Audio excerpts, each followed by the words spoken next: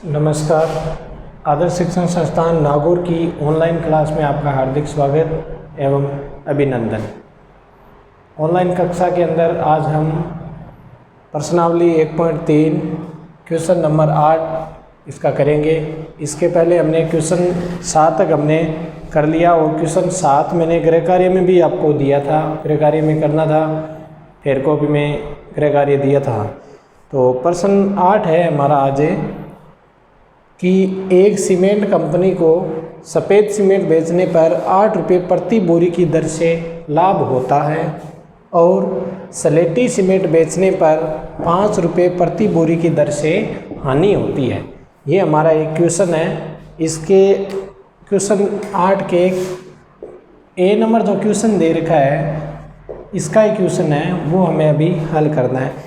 ये कह रहा प्रश्न है, किसी महीने में वह कंपनी 3000 बोरियां सफ़ेद सीमेंट की, यानी सफ़ेद सीमेंट की बोरियां बेचती है। वो सफ़ेद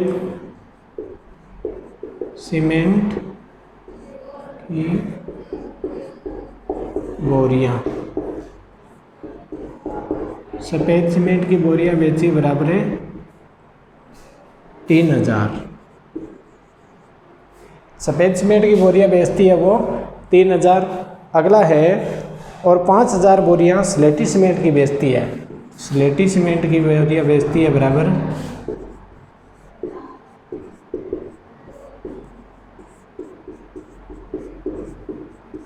स्लेटी सीमेंट की बोरियां बेची बराबर 5000। यानी कि सीमेंट कंपनी है वो, देखो सीमेंट कंपनी दोनों अलग अलग सीमेंट है। इसके अंदर सफ़ेद सीमेंट की जो बोरियां हैं वो 3000 और स्लेटी सीमेंट की जो बोरियां हैं वो 5000। तो अब एक ये कह रहा है कि कंपनी, एक सीमेंट कंपनी को सफ़ेद सीमेंट बेचने पर 8 रुपये प्रति बोरी की दर से तथा स्लेटी सीमेंट बेचने पर 5 रुपये प्रति बोरी की दर से हानि होती है। इसमें तो लाभ होता है 8 रुपये की दर से और इसमें हानि होती है। अब देखो सफ़ेद सीमेंट यानी एक कंपनी है वो सफ़ेद सीमेंट बेचती है तो उसके 8 रुपये प्रति बोरी की दर से हानि, तो इसको 8 से गुणा कर देंगे तो आप हमारे आंसर हो जाएगा 8 है 24,000।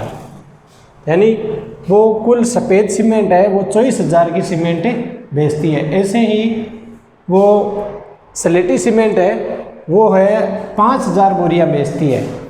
5000 बोरियां बेचती है तो उसके 5 रुपये की हानि होती है। इसका मतलब 5 बंदे 25,000 रुपये की उसके हानि हो गई। अब प्रश्न में पूछा है कि उसके कितना लाभ तथा कितनी हानि हुई, तो हमें साफ साफ इस प्रश्न में भी दिखाई दे रहा है कि सफ़ेद सीमेंट है वो 3000 बोरी बेचती है, उसके 8 रुपये की प्रति बोरी की दर से लाभ होता है और स्लेटी सीमेंट बेचने पर उसको 5000 स्लेटी सीमेंट बेचती है और एक बोरी पर उसको 5 रुपये की हानि होती है। तो इसमें लाभ और हानि, ये तो है लाभ, ये जो हमने लिखा है ये तो है लाभ और ये है हमारी हानि। तो अब इसमें पूछा है कि कितनी हानि होगी या कितना लाभ होगा, तो इसमें दिया हुआ है तो 24,000 लाभ माइनस हानि बराबर हमारे जो आंसर है वो आएगा, लाभ आएगी या हानि आएगी, जो भी आंसर है वो। तो लाभ हमारे पास दे रखा है 24,000 का और हानि दे रखी है 25,000 की।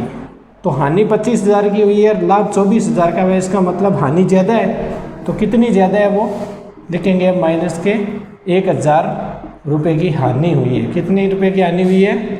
1000 रुपये की हानि हुई है। तो नीचे लिखेंगे सफ़ेद सीमेंट कंपनी को, यानी सीमेंट कंपनी को 3000 बोरी बेचने पर 24,000 का लाभ तथा 5000 बोरी बेचने पर 25,000 की हानि, इसलिए सफ़ेद सीमेंट कंपनी को 1000 रुपये की हानि होती है। ये हमारा प्रश्न नंबर 8 का पहला क्वेश्चन था। अब 8 का दूसरा क्वेश्चन है, वो क्वेश्चन मैं यहाँ लिख रहा हूँ, वो आपको फिर कॉपी में अपने आप ही करना है। क्वेश्चन एकदम सरल है, इसके आधार पर ही दूसरा क्वेश्चन करना है। दूसरा जो क्वेश्चन है वो है क्वेश्चन नंबर बी है, वो है यदि बेची गई स्लेटी सीमेंट, यदि बेची गई स्लेटी सीमेंट। वैसे तो ये क्वेश्चन किताब में दे रखा है, लेकिन फिर भी किसी के पास किताब नहीं है तो ये मैं क्वेश्चन या सैंपल पर लिख रहा हूँ, लेकिन सबके पास किताब हो तो मिलाने में भी और अच्छा रहेगा। यदि बेची गई स्लेटी सीमेंट की बोरियों की संख्या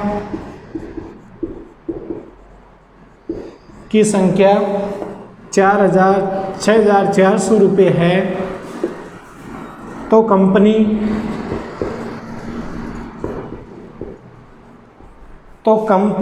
को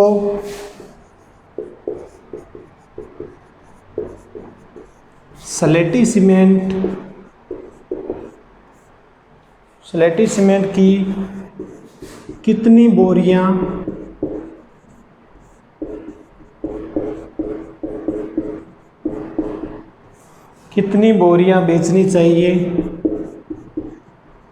कितनी बोरियां बेचनी चाहिए,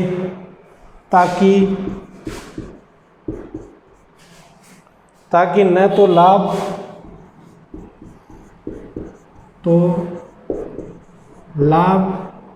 और न ही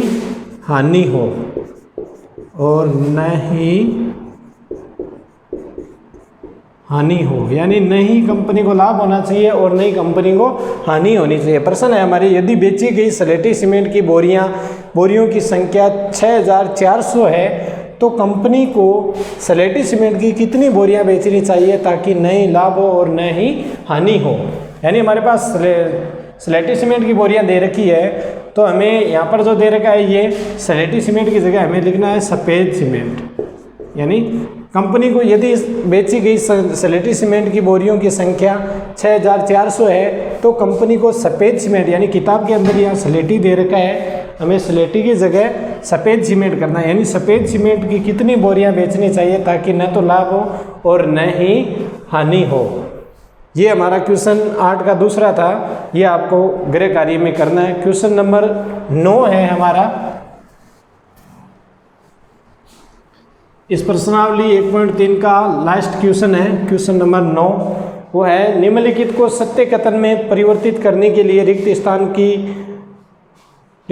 की पूर्ति कीजिए। जैसे क्वेश्चन नंबर 9 है हमारा, इसका जो पहला क्वेश्चन दे रखा है वो है कोष्टक -3 गुणा खाली जगह बराबर है 27। यानी इसको ऐसी कौन सी संख्या से गुणा करेंगे कि प्लस के 27 आ जाए। यानी माइनस के यहाँ 9 से गुणा करेंगे तो 9 3 27 और प्लस को गुणा करने पर ये माइनस को गुणा करने पर ये प्लस की संख्या हो जाएगी। ऐसे ही हमारा बी नंबर जो क्वेश्चन है वो है 5 गुणा खाली जगह बराबर माइनस के 35। यानी इस पर ऐसी संख्या से गुणा करेंगे कि इसको गुणा करने पर माइनस के 35 आ जाए, तो या माइनस के 7 से गुणा कर देंगे तो माइनस के 35 आ जाएंगे।